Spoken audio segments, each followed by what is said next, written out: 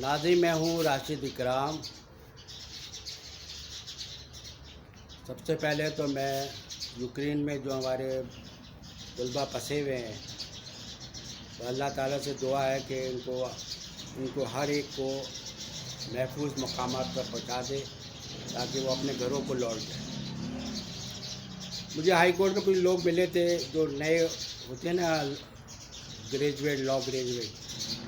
उन्होंने मुझसे कहा कि वकील साहब, हम एडवोकेट हो गए, हम प्रैक्टिस कर सकते हैं। तो मैंने कुछ बातें बताई। अब जैसे घर आया तो 2-3 फ़ोन और आ गए। तो मैंने कहा चलें थोड़ा सा आपको थोड़ा समझा दिया जाए कि भाई क्या मसला है, ताकि फिर उसको, ये पार्ट 1 है, पार्ट 2 के हिसाब से 3, 4, 5। जैसे मैं घर में घुसा, आप देखी गई आवाज़ भी आ रही पीछे चूड़ियों की, कितनी खूबसूरत आवाज़ है। अब जैसे मगरिब हो जाएगी ना, खामोश हो जाएंगी। जैसे होगी फजर तो ये फिर बोलना शुरू हो जाएगी। ये अल्लाह की शान है। मेरे भाई, आपने कानून पास किया, लॉ ग्रेजुएट बने, 2 साल, 3 साल, 5 साल, अब लॉयर हो गए, लेकिन आप प्रैक्टिस नहीं कर सकते। इसी तरह बैरिस्टर का है। बैरिस्टर लॉयर में बहुत कोई फ़र्क नहीं है। लॉयर जो होता है वो पाकिस्तान में है, उसको लॉयर कहा जाता है।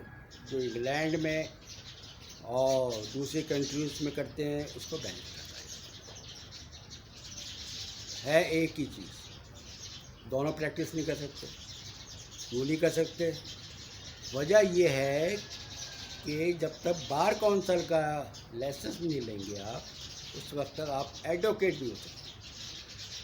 एडवोकेट जब ही होंगे जब आप बार काउंसिल का लाइसेंस ले लें। फिर जब एडवोकेट बन जाते हैं आप। लेकिन ये भाई मेरी बात सुने, सबसे पहले ये है जो आपने यूनिवर्सिटी, कॉलेज वगैरह में जो पढ़ा है लॉ, उसमें और ये अदालतों में जो केसेस होते हैं उसमें बहुत फ़र्क है। वो आपको अंदाज़ा हो जाएगा जब आप पेश होंगे। लेकिन एक, इंग्लिश बहुत अच्छी होनी चाहिए आपकी, ड्राफ्टिंग इंग्लिश की बहुत अच्छी होनी चाहिए। आपको बोलचाल, बहसबाजी करने में बड़ा महारत हासिल होना चाहिए। केस की तैयारी करके जाना चाहिए। ये नहीं कि आप ऐसे ही जाके खड़े हो जाएं तो जज आपकी बेइज्जती कर रहा हो, ये वकील साहब तैयारी करके आए। तो कोशिश करें कि जब आप एक केस लें, 2 केस लें, 3 केस लें, लेकिन इसके अंदर ऐसे घुस जाएँ 2 दिन पहले कि जो सवाल पूछे तो आप फ़ौरन उसका जवाब दें। फिर एडवोकेट के अंदर ये होता है कि एडवोकेट होता है, फिर सीनियर एडवोकेट होता है, एडवोकेट ऑन रिकॉर्ड होता है। फिर आप लोअर कोर्ट में प्रैक्टिस करते हैं, फिर हाई कोर्ट जाते हैं, फिर सुप्रीम कोर्ट जाते हैं, फिर मुख्तलिफ अदालतों में जाते हैं और केस लगते हैं। लेकिन भाई इसके अंदर बहुत मेहनत है। पेशा बहुत अच्छा है, लेकिन मेहनत भी बहुत है।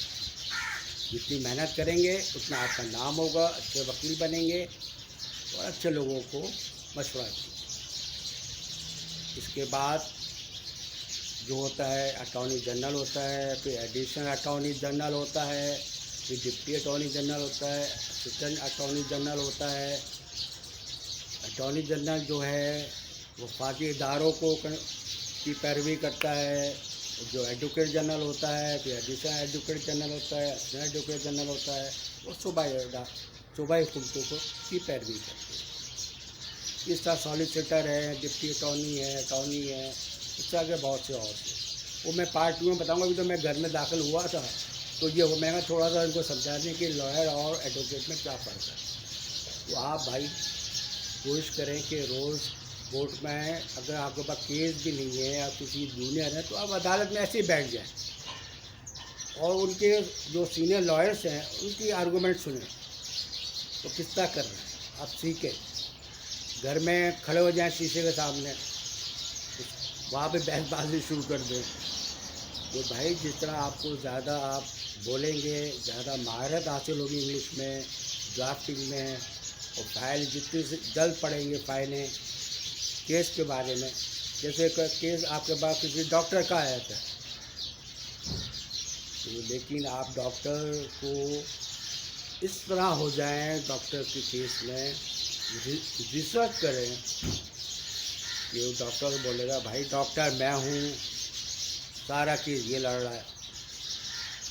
तो डॉक्टर वकील जो है हर फन मौला होता है, इंजीनियर वो होता है, डॉक्टर वो होता है, हर चीज़ होता है, हर जो केस करता है और वो आगे बढ़ करके वो जीतता है। देख रहे होंगे आप अदालतों में मुख्तलिफ केसेस चलते हैं, लोगों को सरकारी मुलाजिम में चलते हैं, उसके चलते हैं, उसके क्यों? वो किताबें पढ़ रहे होते हैं, रूलिंग पढ़ रहे होते हैं, फाइलें पढ़ रहे होते हैं, मेहनत कर रहे हैं। जितने बड़े बड़े वकील गुजरे हैं सब मेहनती हैं, मेहनत की उन्होंने, नाम पैदा किया। सर आप भी करें, कोई मुश्किल काम थोड़ी है, मेहनत करेंगे सब कुछ हो जाएगा। तो मुझे यही कहना था, पार्ट 2 में मैं आपको समझाऊंगा कि बेल और बेल बिफोर अरेस्ट क्या होता है। तो आज तरह से 1 2 3 4 करके आपको समझाता रहूँगा। अभी तो फ़िलहाल मैंने अभी घर पे ही घुसा था, फिर टाइम आ रही है और मैंने कहा चलें थोड़ा सा समझा देते हैं इनको, इसके बाद अल्लाह हाफिज़, दुआओं में याद रखें।